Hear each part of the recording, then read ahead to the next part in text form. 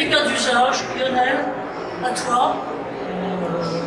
Lionel Giovanelli, SNCF, et donc voilà, je t'ai mis un petit florilège, vous voyez notre Lionel sourire. Alors il est plein de trucs, hein. Non seulement il est expert innovation opérationnelle au sein de la SNCF, mais il pilote aussi il co-pilote le groupe CEN au niveau européen, le comité européen de normalisation sur ces questions de dispositifs. Il accompagne la FNOR, il est prof à l'université de Champagne-Ardenne, tout ça.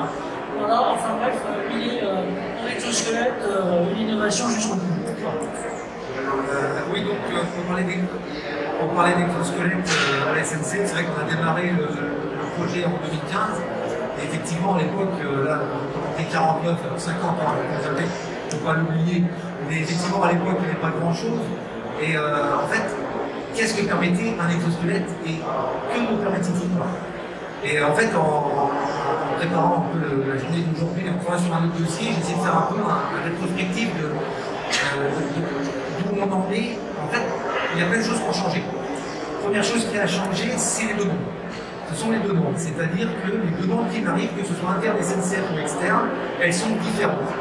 Maintenant, pas plus tard que la semaine dernière, il y a des gens qui m'appellent, des extérieurs que je n'aimerais pas, et qui me disent voilà, on a ça comme contrainte, on aimerait mettre un exosquelette, qu'est-ce que vous conseillez?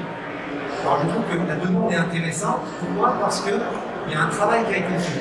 Alors, ce travail, c'est aussi grâce à tout ce qui a été fait avec le NRS, les discussions qu'on a à la FNOR sur qu'est-ce qu'une démarche d'intégration des exosquelettes. Ce qu'on essaie de faire au niveau européen avec le CEN Workshop que j'anime, c'est essayer de trouver ces bonnes pratiques.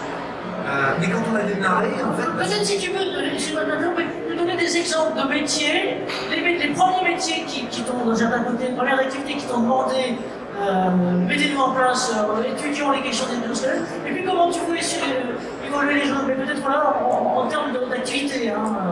Nous, le problème à la SNCF, c'est qu'on a des activités qui n'ont pas un temps de cycle contribuant, donc on a des contraintes qui sont différentes et on a des pièces qui sont lourdes. Une semelle de frein pour une voiture, ça pèse rien du tout. Une semelle de frein sur un train, ça pèse 12 kg par bout droit, donc on va aller enquiller. Là, voilà des exemples de contraintes. On a des pièces, là, typiquement, là, je travaille sur une étude actuellement, des pièces qui font jusqu'à 80 kg chez le TGV qu'il faut déposer. Et il n'y a pas d'accès. Donc, c'est obligé que ce soit un ou deux agents qui le fassent. Donc, la question, c'est comment peut-on assister ces agents? Donc, on a vraiment des contraintes qui sont différentes.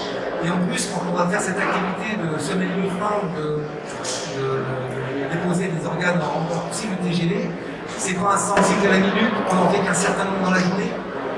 Les semelles de frein, c'est en gros une dizaine à une centaine par jour, c'est pas énorme non plus. Trouver des exosquelettes qui permettent d'assister ça, mais qui permettent aussi de ne pas trop gêner, c'est compliqué. C'est pour ça que nous, on a lancé avec Ergo Santé Technologies, il y a quelques années maintenant, à développer un exosquelette modulaire pour essayer de nous permettre, au lieu d'acheter plein de solutions, d'avoir une solution qui permet d'assister sur différentes situations. Juste une question dans ce sens-là, est-ce que le mouvement, il n'est pas au début, j'allais dire, c'était un peu toi qui allais évangéliser les populations pour aller pêcher des gens qui pourraient expérimenter. Est-ce que maintenant il y a un mouvement spontané de certains opérateurs ou de certains départements qui viennent vers un truc pour mettre en place ça? Juste quelques exemples. De plus en plus, j'ai un technicien là, qui a pris un alternant de l'ergonomie et un stagiaire avec deux postes qui ont été bien identifiés avec des contraintes et qu'est-ce qu'on peut mettre en place comme exosquelette. Donc là, c'était pour le dressage de pièces sous TGV et l'autre, c'était pour remplacer les accoudoirs.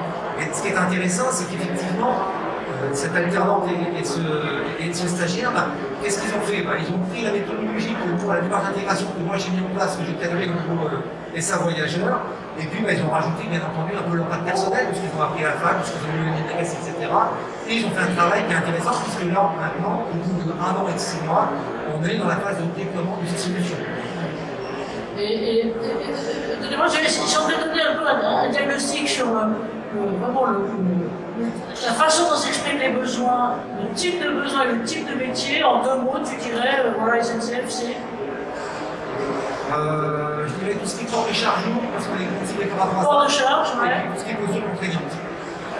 Donc, épaule et dos. Voilà, nous, c'est à peu près ce qui nous caractérise. Après, il y a des variantes, bien sûr. Bon, on demande de ce côté-là. Si vous pouvez réserver vos questions, on va les laissez passer les uns les autres. Et merci Lionel, donc on viendra vers toi après on regardera sur les cartes deuxième partie plutôt les facteurs d'intégration. Qu'est-ce qui fait que ça marche, à quoi il faut faire attention et qu'est-ce qui fait que ça peut les connaître, si je peux me permettre, en étant un peu trivial.